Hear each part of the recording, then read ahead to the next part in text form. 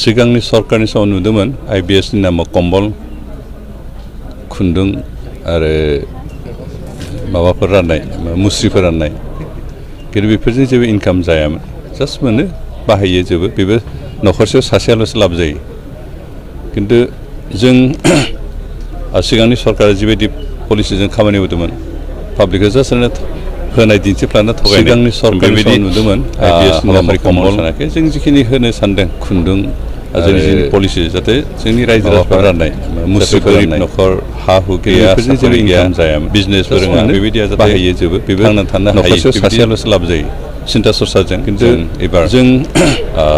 सिगांनि सरकारा जिबायदि पलिसिजों खामानि मावदोंमोन हयथ' पाब्लिकखौ जास्ट साख्रि होनाय दिन्थिफ्लाना थगायनाय बेबायदि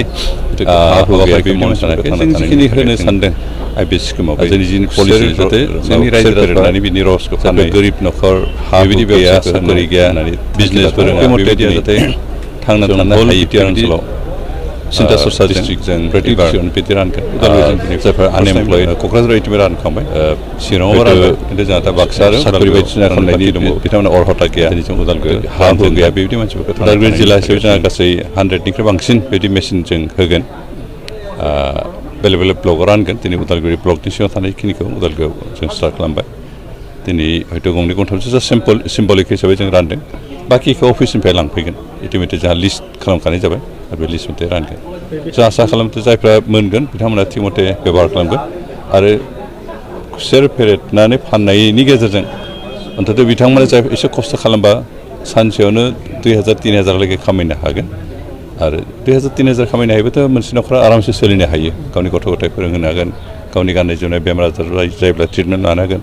दा जोंनि मानसिया बेबायदि खामानि मावनो नागारै खालि बिबथिंनायल'सो मोजां मोनो स्कुलाव गथ'फ्रा मेट्रिक पास जाब्ला लेखा नांगौ एडमिसननि फैसा नांगौ होननानै बिबथिङो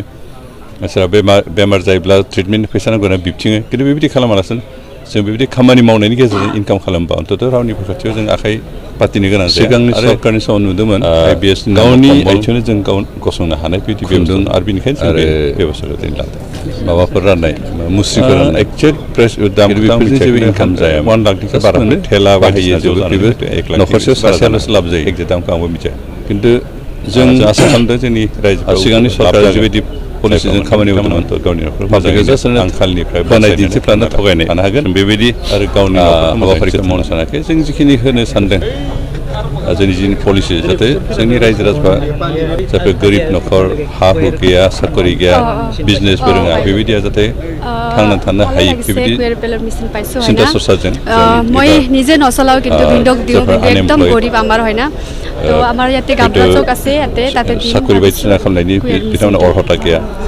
हा हु गैया बेबायदि मानसिफोर আবার সারা ধন্যবাদ জানাব দিও আৰু আমাক কুয়ার পেলট মেশিনটো দিছে সেইকাৰণে ধন্যবাদ জানাও खुसेर फेरेदनाय मेसिन मोननानै मा बुंनो दिनै खुसेर फेरेदग्रा मेसिन मोननानै आं जोबोर गोजोननाय मोन्दों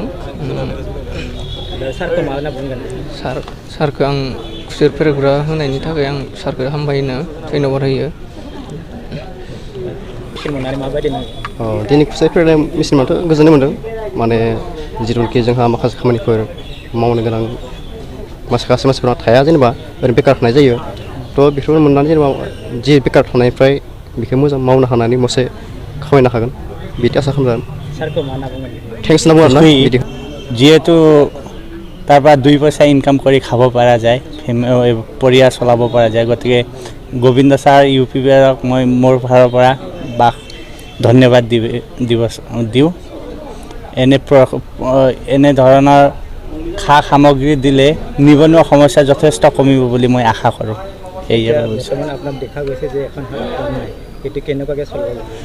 চলোৱা অসুবিধা হ'লে যেনে আজিকালি হাজিৰা কৰে যে তেওঁলোকক বা দাদা ভাইটিক তেওঁলোকক চলাব দিব পাৰিম নিজৰ অসুবিধা হ'লে আৰু নিজে চলাবলৈ চেষ্টা কৰিম পাৰিলে আৰু ভাল ধন্যবাদ